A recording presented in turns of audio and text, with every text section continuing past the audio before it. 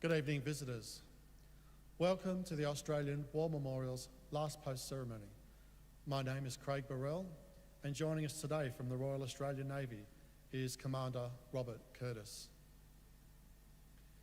We welcome the veterans who have served, those that are still serving, and the families that love and support them. We acknowledge the members of RSL and Services Clubs Association, RSL Victoria, and RSL Queensland, who are watching the broadcast of this ceremony across Australia. During this evening's ceremony, wreaths will be laid at the base of the pool of reflection by visitors to the memorial. If you are able, please stand and join in singing the national anthem.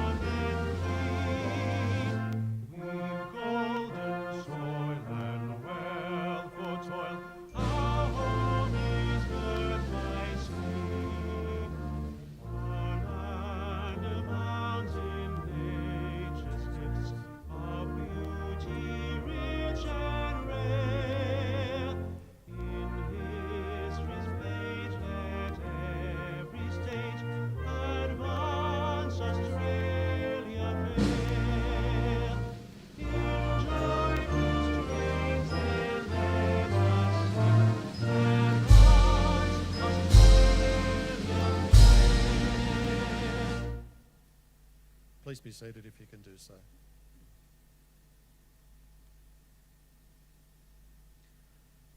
The Australian War Memorial was the vision of Charles Bean, Australia's First World War official historian. Bean landed with the Australian troops on Gallipoli and stayed with them at the front through to the end of the war. The idea of this national memorial and museum came to him at Pozières, France, in the depths of the bloody fighting of 1916. Bean's idea was that this would be a place where families and friends could mourn their loved ones buried in faraway places. It would also be a place that could help all Australians understand what these men and women had endured and what they had done for us. Bean's vision, to which we remain true, is best expressed as inscribed in the entrance to the memorial's galleries. Here is their spirit in the hearts of the land they loved, and here we guard the record which they themselves made. Tonight, we will read the story behind just one of those on the Roll of Honour, which lists the names of more than 102,000 men and women who have given their lives for us in war and on operations for more than a century. But first, we present a lament, Flowers of the Forest. Wreaths or floral tributes will now be laid at the base of the pool of reflection.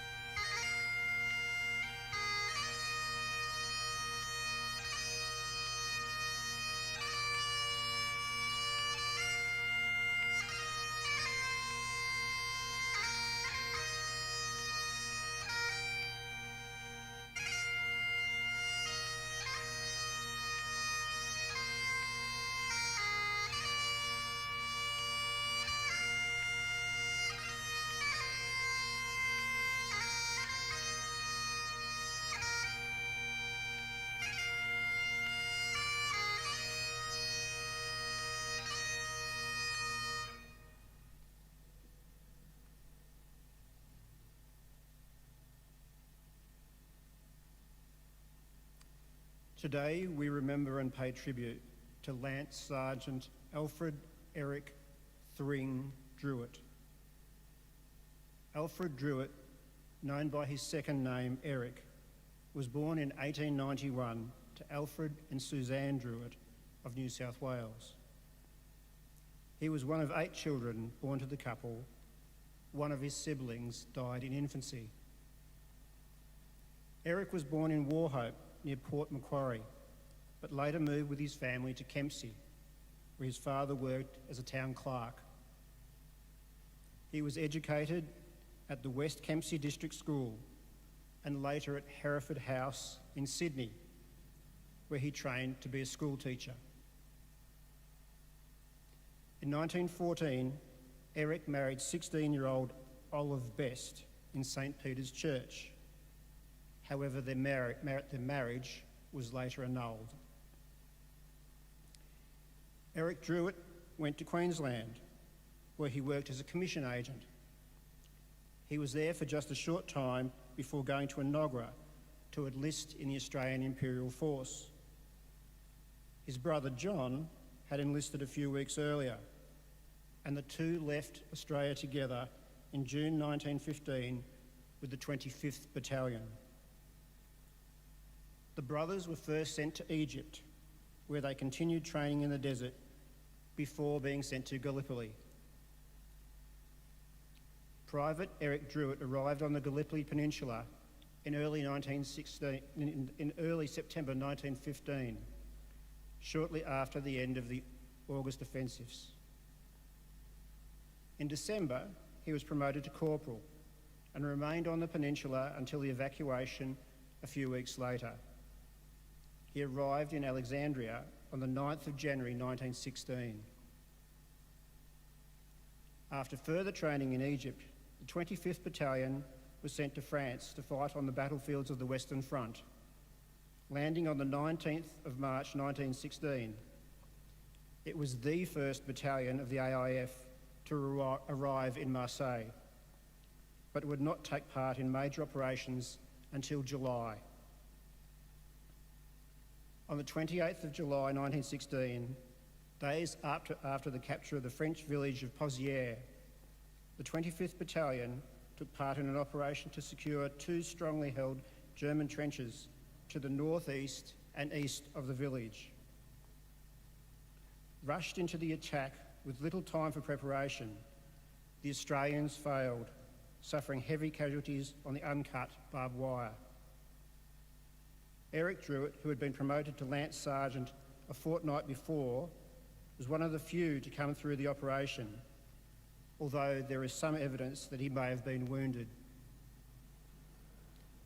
Less than a week later, the 25th Battalion was again called on to attempt to capture the German lines near Pozières.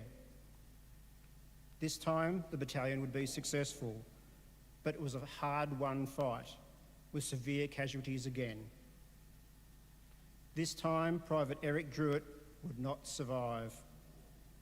Although the manner of his death went unrecorded, his body was removed from the battlefield and today lies in the Pozières British Ceremony at Orvay-la-Bussière. He was 26 years old. During his time overseas, Eric wrote regularly a series of letters full of brightness and hope. It was reported that his chief desire was to ease the mind of his mother and prevent her from worrying about him. His last letter arrived home the day after they received the cable announcing his death. The name of Alfred Eric Druitt is listed on the Roll of Honour on my right, among almost 62,000 Australians who died while serving in the First World War. A photograph of his headstone is today displayed beside the pool of reflection. This is but one of many stories of service and sacrifice told here at the Australian War Memorial. We now remember Lance Sergeant Alfred Eric Thring Druitt, who gave his life for us, for our freedoms, and in the hope of a better world.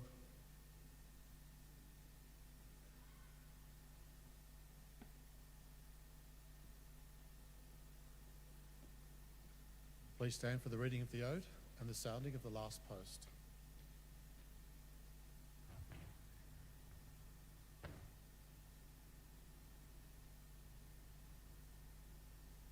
They shall grow not old, as we that are left grow old. Age shall not weary them, nor the years condemn. At the going down of the sun, and in the morning, we will remember them.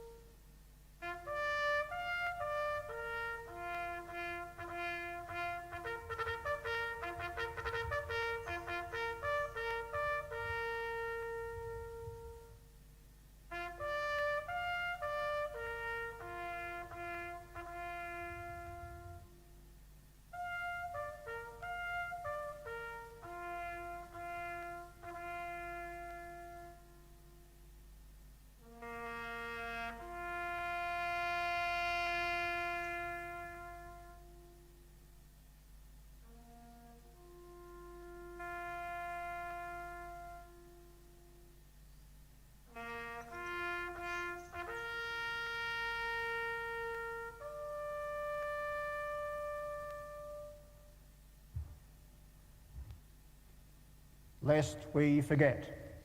Lest we forget.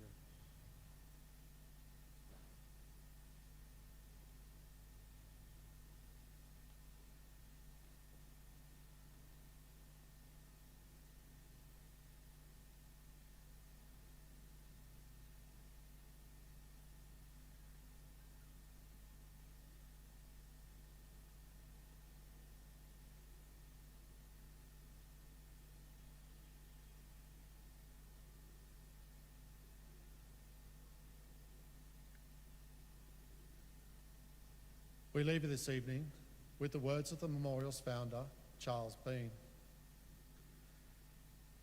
Many a man lying out there at Pozieres or in the low scrub at Gallipoli, with his poor, tired senses barely working through the fever of his brain, has thought in his last moments, well, it's over.